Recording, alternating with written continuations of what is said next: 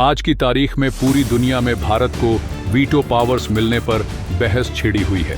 भारत को veto powers मिले या न मिले, इसे लेकर विश्व के सभी देश दो गुटों में बंट चुके हैं।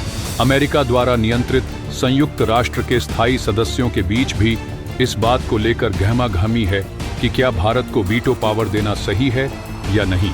ऊपर से भारत को दोस्त बताने वाला अमेरिका तक भारत को स्थायी सीट देने को लेकर संदेह में है।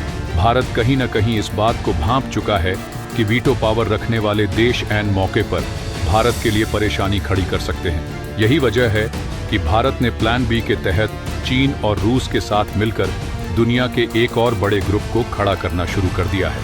इस प्लान का उद्देश्य है कि संयुक्त राष्ट्र जैसे ताकतवर संगठन के मुकाबले एक और पावरफुल संगठन तैयार किया जाए।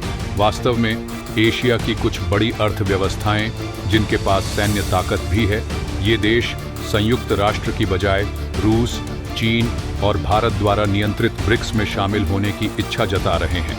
इसे आप इस तरह समझ सकते हैं कि नाटो देशों के संगठन को दुनिया में केवल एक ग्रुप ही टक्कर दे सकता है और वह है ब्रिक्स।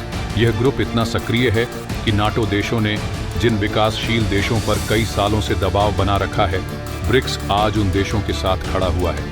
नाटो में शामिल कुछ ऐसे भी देश हैं जो नाटो की नीतियों से सहमत नहीं हैं और यही वजह है कि वे नाटो को छोड़कर भारत की लीडरशिप में ब्रिक्स ज्वाइन करना चाहते हैं। अगर आपने ध्यान दिया हो तो हाल ही में रूस, भारत और चीन को लेकर कई अपडेट्स सामने आई हैं। इसका मुख्य कारण ये है कि ये तीनों देश ब्रिक्स के प्रमुख सदस्य हैं। अब टर्की भी इस ग्रुप में शामिल होना चाहता है और इसका प्रस्ताव वह पहले ही सामने रख चुका है। ब्रिक्स, नाटो और टॉप पावर क्या हैं और क्यों टर्की नाटो को छोड़कर ब्रिक्स में शामिल होना चाहता है, आज हम इस विषय पर विस्तार से चर्चा करेंगे। लेकिन आगे बढ़ने से पहले इस वीडियो को लाइक करें और चैनल को सब्सक्राइब कर दें। यह आपके लिए सिर्फ 1 सेकंड का काम है, लेकिन इससे हमें बहुत बड़ी मदद मिलती है और हमें हौसला मिलता है। दरअसल भारत ने पिछले कई दशकों से अपने लिए वीटो पावर्स की मांग को लेकर गंभीर प्रयास किए हैं, लेकिन यह सिर्फ ताकत की बात नहीं है, ये भारत की वैश्विक भूमिका और पहचान को नए स्तर पर ले जाने की बात है। जब भी भारत ने अपनी आवाज उठाई है तो यह स्पष्ट हो गया है कि वीटो पावर न केवल भारत के लिए बल्कि विकासशील देशों के लिए भी एक नई आशा का प्रतीक हो सकता है। वीटो पावर के साथ भारत उन नीतियों को रोकने की ताकत पा सकता है जो विकासशील देशों के हितों के खिलाफ जाती हैं। लेकिन सवाल यह है कि क्यों केवल 5 देशों के पास यह विशेषाधिकार है। अमेरिका, चीन, रूस, फ्रांस और यूनाइटेड किंगडम ने इस विशेष शक्ति को अपने तक सीमित रखा है, जैसे कि यह उनका जन्मसिद्ध अधिकार हो। आपको यह जानकर आश्चर्य होगा कि भारत को स्थायी सदस्यता दिलाने के लिए रूस, फ्रांस और सिंगापुर जैसे देशों ने खुलकर समर्थन किया है। रूस और फ्रांस का यह कहना है कि भारत जैसे लोकतांत्रिक देश को यह ताकत मिलनी चाहिए ताकि दुनिया में संतुलन बना रहे। वहीं सिंगापुर ने सुझाव दिया कि यूके को अपनी स्थायी सीट भारत को दे दे। यहाँ यह समझना जरूरी है कि भारत का यह संघर्ष केवल वीटो पावर तक सीमित नहीं है। यह एक व्यापक संघर्ष है जो यह तय करेगा कि एशियाई देशों की आवाज दुनिया के सबसे बड़े मंच पर कितनी सुनी जाएगी। भारत न केवल एशिया की सबसे तेजी से बढ़ती हुई अर्थव्यवस्था है, बल्कि यह पूरे क्षेत्र का नेतृत्व करने की क्षमता रखता है। एशियाई देशों को एक ऐसे नेता की जरूरत है जो उनकी समस्याओं और आकांक्षाओं को समझे। लेकिन अमेरिका के रुख ने इस संघर्ष को और जटिल बना दिया है। अमेरिका भारत को स्थायी सदस्यता देने के पक्ष में है, लेकिन वीटो पावर देने के खिलाफ। इसका कारण स्पष्ट है। अमेरिका नहीं चाहता कि भारत जैसी ताकतवर आवाज उसके प्रभाव को चुनौती दे। इसी बीच भारत ने एक दूसरा रास्ता अपनाना शुरू कर दिया है।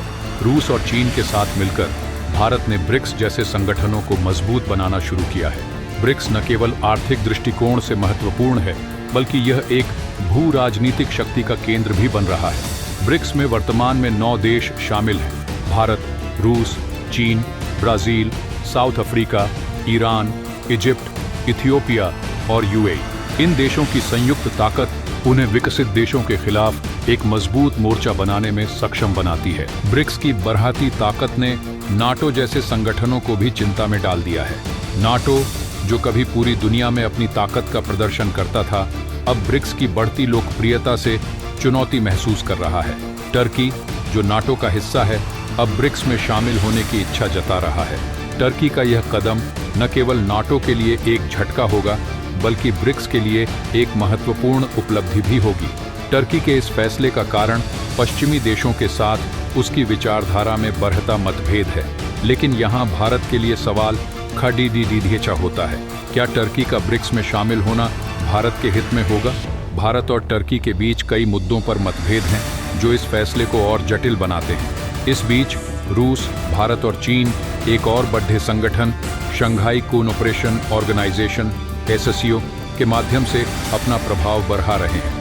SCO में भारत और चीन के साथ रूस और कुछ सेंट्रल एशियन देश भी शामिल हैं। ये संगठन ब्रिक्स का पूरक है और इसका उद्देश्य विकासशील देशों के हितों की रक्षा करना है। आपको यह जानकर हैरानी होगी कि पाकिस्तान भी SCO का हिस्सा है और ब्रिक्स का हिस्सा बनने की कोशिश कर रहा है। पाकिस्तान की यह कोशिश भारत के लिए एक चुनौती हो सकती है, लेकिन भारत ने अपनी रणनीति को इतने मजबूत आधार पर खड़ा किया है कि पाकिस्तान को कोई बड़ा फायदा नहीं होगा। रूस, जो यूक्रेन युद्ध और पश्चिमी प्रतिबंधों के कारण कमजोर हो गया है, भारत और चीन के साथ अपने संबंध मजबूत करने की कोशिश कर रहा है। रूस जानता है कि वह भारत और चीन के बिना पश्चिमी देशों का सामना नहीं कर सकता। यही वजह है कि रूस भारत और चीन के बीच सभी मतभेदों को खत्म करने की कोशिश कर रहा है। हाल ही में भारत और चीन के बीच सीमा विवाद को लेकर महत्वपूर्ण प्रगति हुई है। भारत के विदेश मंत्री S जयशंकर ने घोषणा की कि लद्दाख में 75% विवाद सुलझ चुके हैं और चीन की सेना पीछे हटने को तैयार हो गई है। ये भारत की कूटनीतिक ताकत का एक और उदाहरण है। अब बात करते हैं टर्की की। टर्की का ब्रिक्स में शामिल होना इस संगठन को और ताकतवर बना सकता है। ब्रिक्स पहले से ही दुनिया की आधी आबादी का प्रतिनिधित्व करता है और टर्की की एंट्री इसे और मजबूत बना सकती है। लेकिन सवाल यह है कि क्या भारत टर्की के शामिल होने का समर्थन करेगा? टर्की और भारत के बीच कई मुद्दों पर मतभेद हैं। खासकर कश्मीर को लेकर टर्की का रुख भारत के लिए चिंता का विषय रहा है। इसके बावजूद टर्की का ब्रिक्स में शामिल होना एक रणनीतिक कदम हो सकता है, जो इस संगठन की ताकत को और बढ़ाएगा। अगर हम इतिहास पर नजर डालें तो हमें समझ में आएगा कि यह सिर्फ ताकत की लड़ाई नहीं है, बल्कि यह एक नई विश्व व्यवस्था की शुरुआत है। वर्ल्ड वॉर II के बाद अमेरिका और USSR ने दुनिया पर अपनी पकड़ मजबूत करने के लिए नाटो और वॉर्सो पैक्ट जैसे संगठन बनाए। लेकिन समय बदल चुका है। अब विकासशील देश भी अपनी आवाज उठा रहे हैं। ब्रिक्स और SCO जैसे संगठन यह साबित कर रहे हैं कि दुनिया केवल कुछ गिने चुने देशों के इशारों पर नहीं चलेगी। आज जब ब्रिक्स में शामिल देश दुनिया की आधी आबादी का प्रतिनिधित्व करते हैं, तो यह स्पष्ट हो जाता है कि यह संगठन वैश्विक शक्ति संतुलन को बदलने की क्षमता रखता है। अब सवाल यह है कि आप क्या सोचते हैं? क्या टर्की का ब्रिक्स में शामिल होना भारत के लिए फायदेमंद होगा या नुकसानदायक? क्या भारत को वीटो पावर्स मिलनी चाहिए? अपने विचार हमें कमेंट में जरूर बताएं। साथ ही इस वीडियो को लाइक करें और इस चैनल को सब्सक्राइब करना न भूलें। आपका समर्थन ही हमारी ताकत है। जय हिंद, जय भारत।